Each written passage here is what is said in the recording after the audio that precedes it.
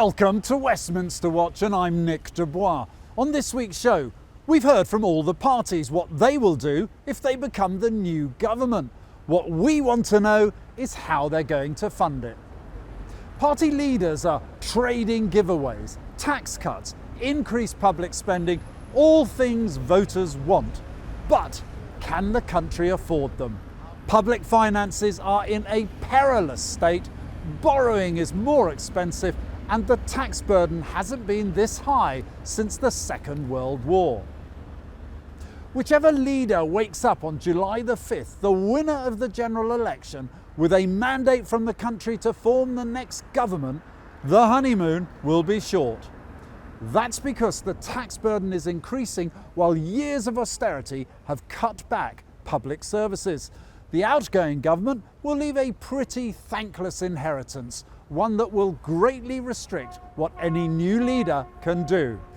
But you wouldn't necessarily know that from listening to the election campaigns. They will run out of money and raise your taxes. Tax has been a buzzword that's dominated this general election campaign.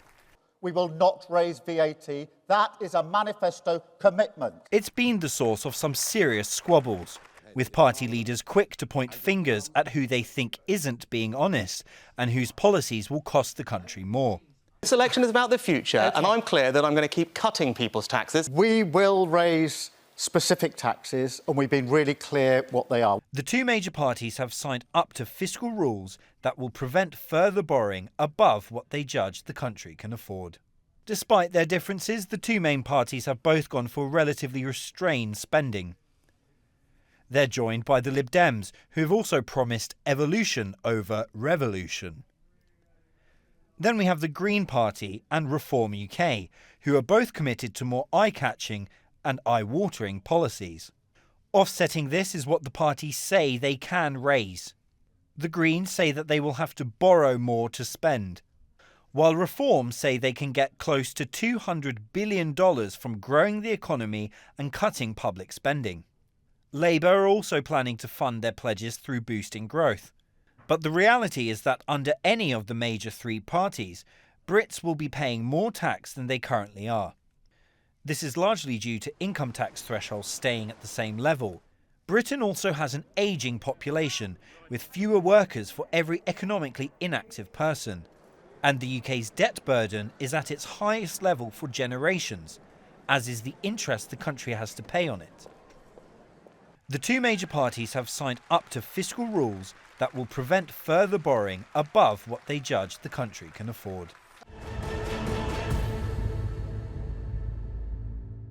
I have two representatives from parties fighting this election, the Conservatives and Labour. For Labour, Richard Power Saeed, and from the Conservative Global Coalition Alliance, Sunil Sharma. Welcome to the show. Now let me kick off, if I may, by first of all asking you, Richard, then I'll turn to you, Sunil. The Institute for Fiscal Studies have said between the two parties there is a coalition of silence when it comes to tax and spend policies.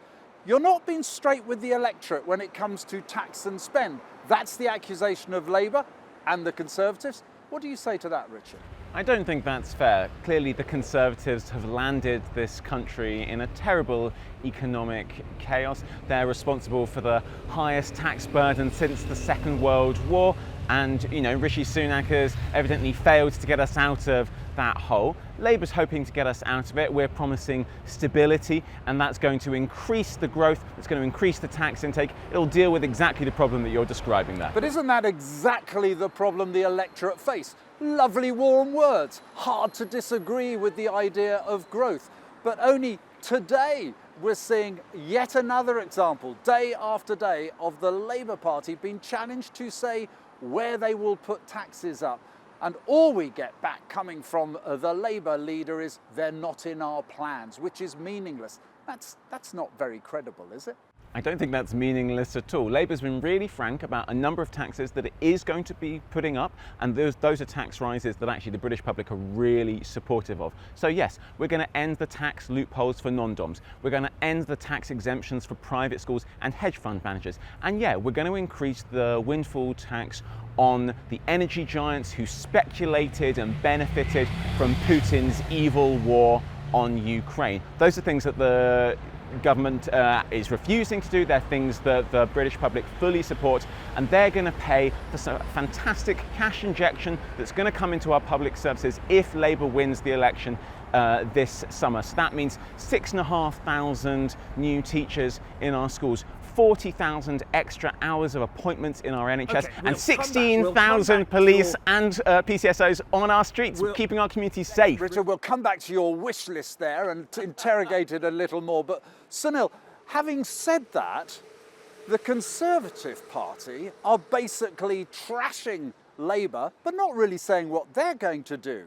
I mean, for sure, I think both parties could do better in terms of being clearer where tax cuts are coming, where tax spending is. I do agree with the report that there is a certain amount of vagueness.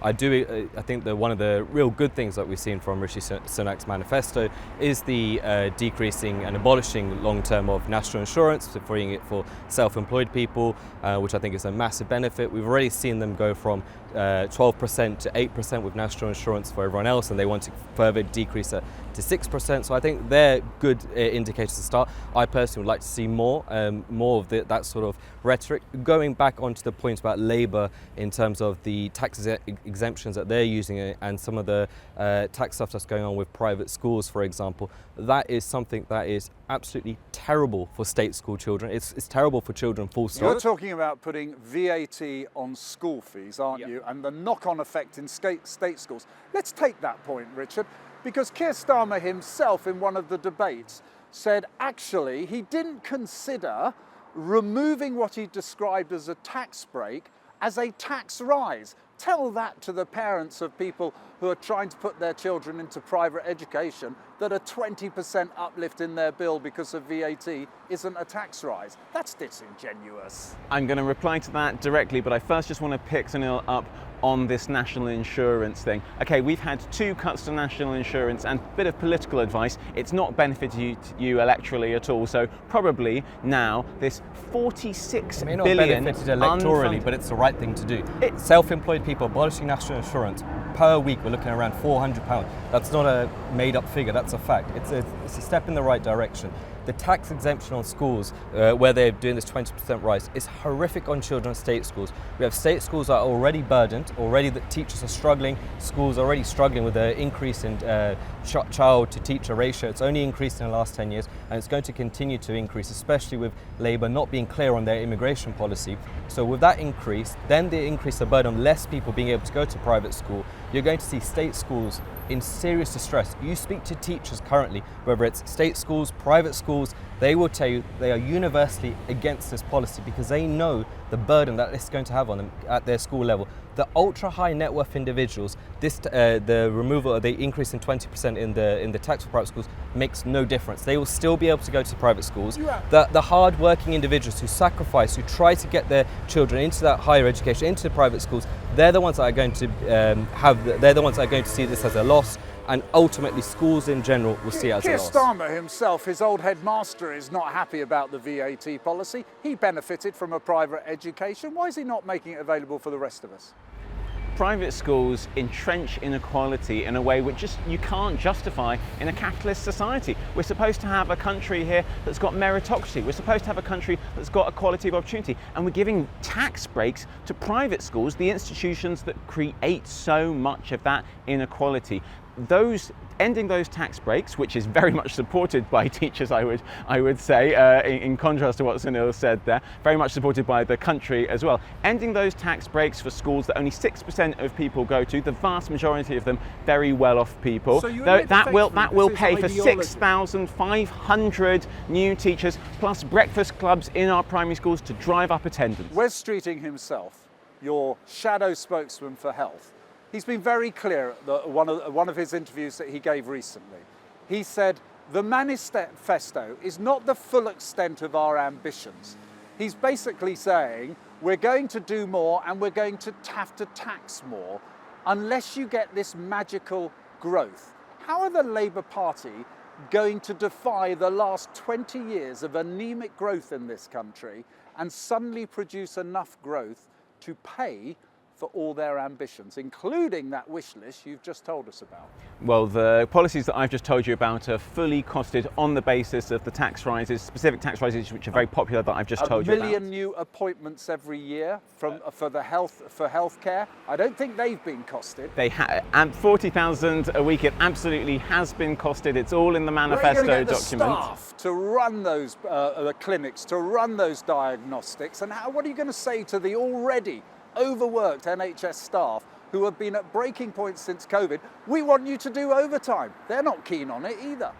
Well, I absolutely agree, and I've got lots of NHS employees in my family who've been having a really tough time there, and I promise you, they are desperate for a Labour government. They know that Labour believes in our NHS and will prioritise it over this Parliament. You asked about how we're going to achieve that growth. Well, this summer already Labour is planning, if we get into government, Labour is planning a global investment summit that's going to bring in all of that private investment that's been waiting for stability in the UK. You've seen so many business leaders around the UK and around the world say, obviously Keir Starmer is the man to achieve that after 14 years of Tory chaos. He's got a point, hasn't he, Sunil? Is this election is, in Labour's book, all about growth. You've had since 2010 to effectively fix the economy whilst the sun was shining. How can anyone really be expected to trust the Conservatives that suddenly they can now bring about the growth that they also want? I don't think necessarily the sun was shining yet. 2010, you're coming on the back of a financial crisis, arguably the worst since the 1920s, COVID-19, obviously in 2019, 2020. But it definitely takes the point that Conservatives have not done enough in terms of growth. That it's one of the main reasons people typically vote for Conservatism is the idea that they'll be able to at least fix our economy, if not everything else. And it's for sure they've not done enough, and the government has not done enough. I think if you look at some of the policies that Rishi Sunak's enacting and the wider party in general have in terms of low taxation, it's still the best option. Now, that's not to say that it's perfect. That's not to say that the last, since 2010, that the actions that they've done support that. But the harsh reality is, if we're going forward into this election, you have two options. It's going to be either a Conservative government or a Labour government, and you can speak to pretty much any economist. We're seeing wealth right now already leaving this country. We're seeing it in the last month at the threat of a Labour winning their government, nonsense. which is an This absolute is fact. And the reason being, the reason that Labour are not being clear about their taxation policies is because they know, as a party, they cannot talk too much about tax cuts. When you still have people in that party that have far left ideology, in that group you have the same group of people who supported Jeremy Corbyn, who supported buying out energy companies, who supported buying the internet, supported taking out all these companies, who are still going to run a key point in Sir Keir Starmer's cabinet. There is a reason there is a vagueness there within that party, because their actual true colours, they cannot demonstrate it right now. You've got a bit of a cheek, haven't you, talking about Labour's tax rises when you presided over the biggest tax burden since about the 1940s in this country. Well, agreed, but post-COVID-19, I think post-COVID-19, business leaders survey from a couple of weeks ago, what was really striking was none of them were saying, oh, we want Tory tax breaks for the super rich. Instead, they were saying, we need public investment. We need that stability, that certainty. That's the way you get more private investment. You're just going to create the jobs that we need. UK leaders. I'm talking internationally. You're talking about UK business. I'm talking internationally. International. We need investment into this country, whether we like it or not. Let's move on. It's vital to the economy, but it's also actually a key election issue, and namely that's of immigration. So let me link that directly what we're talking about. You're all being actually a little coy, the Conservatives and Labour, over the question of controlling immigration. Ambitions to bring it down is the thing you have in common. But let me ask you this, Richard. You want growth. All the growth in the economy for the last 16 years has been fundamentally because the population has grown, of which 75% of that has been through immigration. It's not actually very productive growth we've seen. And yet, you want to stop immigration and finish off the last of the growth we got. I mean, Labour doesn't want to stop immigration, they want to control immigration. Immigration, as you are saying, is an absolutely key part of our economy, it's a key part of our society. I'm from a partly migrant background myself, my family, and I'm something that I really celebrate. So you're not going to hear any negative words from me about that.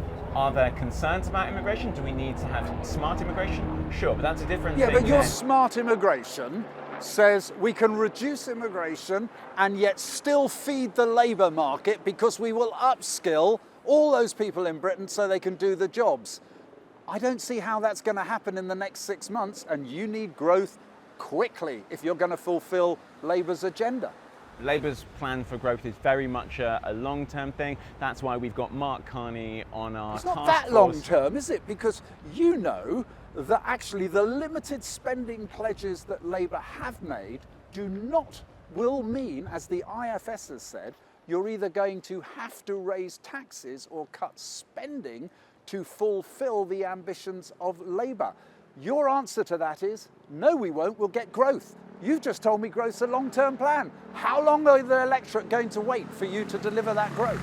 Well, I think the proof in the pudding at the next election in 4 or 5 years' time will be how that growth has been achieved by the investment that we've described there. But I absolutely accept growth won't start, the day after an election. That's why we need that immediate cash injection to support our public services, and that's supported by those very specific tax rises on the wealthy and the high incomes that I've just described. But look, long term, we need a very different kind of economy to the one that we've had under 14 years of conservative And is that with chaos. immigration or without?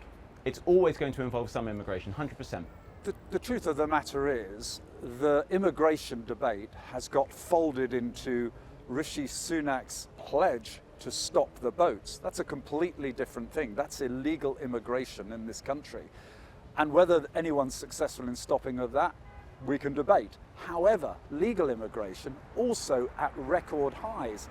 How does this tie in with the pledge post-Brexit of the Conservative government to control our borders and reduce immigration to the tens of thousands? You've let people down, your party, haven't they? I think so far, yes. I think I think he deserves more time in terms of, if you're talking specifically Rishi Sunak, I don't think he's had a fair enough shot at reducing immigration in his short spell. But if you're talking over a long period of time, then yes, I agree. Was he wrong to make that ambitious claim? He would stop the boats and judge me on my 5 pledges, of which that was one. I think yes. If you're not going to act in what you say, then for sure. But I think the mistake when we're talking about immigration, again, going back to earlier points, is the Conservative Party universally generally agrees that immigration right now is too high. If you speak to members of parliament within the party, they will tell you, quite frankly, they may have different ideas on how they want to do it, but net migration in this country is too high. We have a rising crisis in terms of people cannot afford to buy houses. It's very basic maths in terms of we have a rising population, we have more people coming into this country.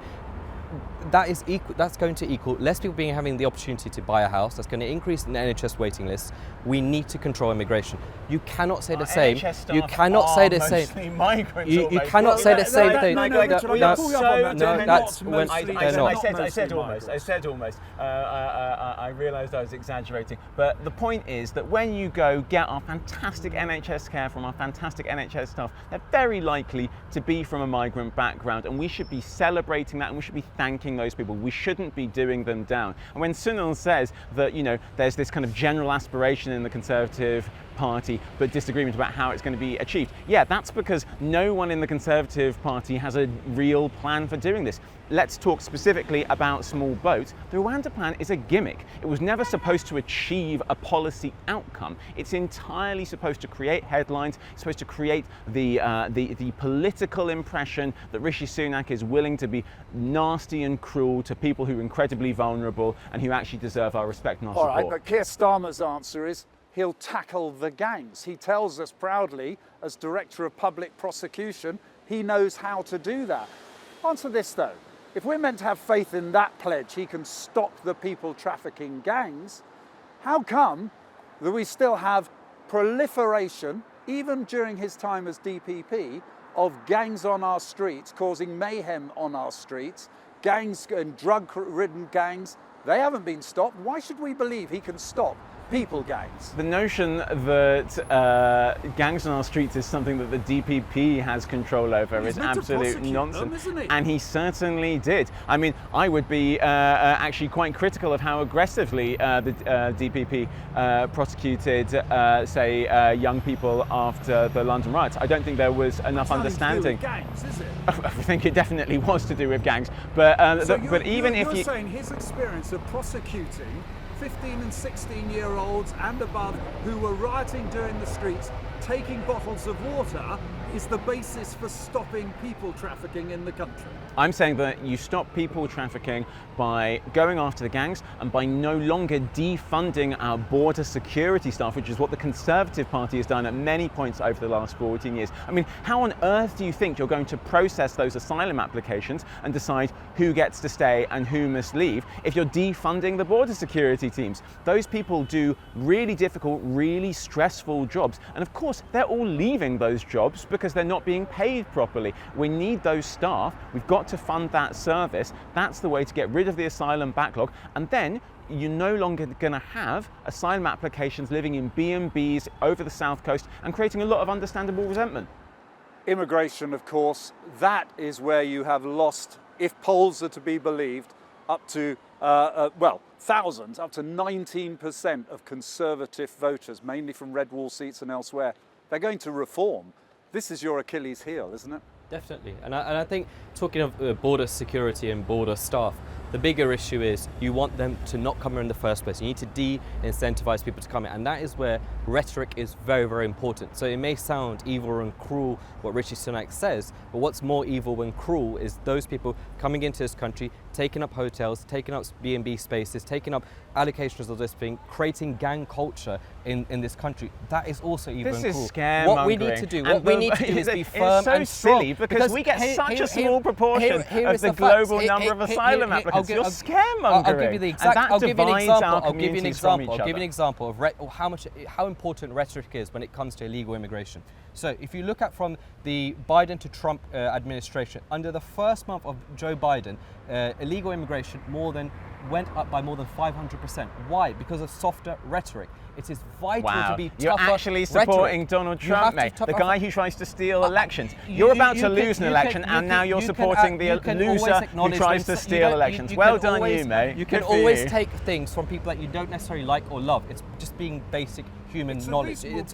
Rhetoric makes sense. The rhetoric is part of it. This is how desperate the Conservatives have become. 100%. They're literally supporting Donald Trump policies. The guy who tried to steal an election, the loser who tried to steal an election. That's where you get when you're 20% behind in the polls. That's what you're doing. Is that going to be David Lammy's approach when he's Foreign Secretary to a Donald Trump presidency, just to continue slagging him off? Or are you going to actually seek to rebuild a relationship with probably the most important country in the world? Well, as a Labour activist, I can slag people off, whereas the future, I hope, Foreign Secretary David Lammy has already started building those relationships with Republicans. But we know what he really thinks from what he said in the past. Are you endorsing hypocrisy? I don't think that's hypocrisy. I think that the British people understand very firmly that in politics, you've got your own opinions, but then you've got to build relationships with people that you disagree with profoundly. That's what a lot of diplomacy is about. You just said Donald Trump stole an election. He did. What people need to understand. He tried to what people need to understand, like the Labour Party need to understand is, if you voted to leave the European Union, you're not a racist. You don't believe in. You're not some sort of bigot. It's the same people for Republicans or just normal American citizens that voted for Donald Trump. It's the same principle. You have to be overwhelmingly encompassing to people. That's so insulting to Brexit voters. It's so insulting. I've got Brexit voters in my family. I've got Brexit voters amongst my friends. They hate Donald Trump. It's so insulting to them. I'm not comparing, but what you literally just compared them. You literally said it was the same.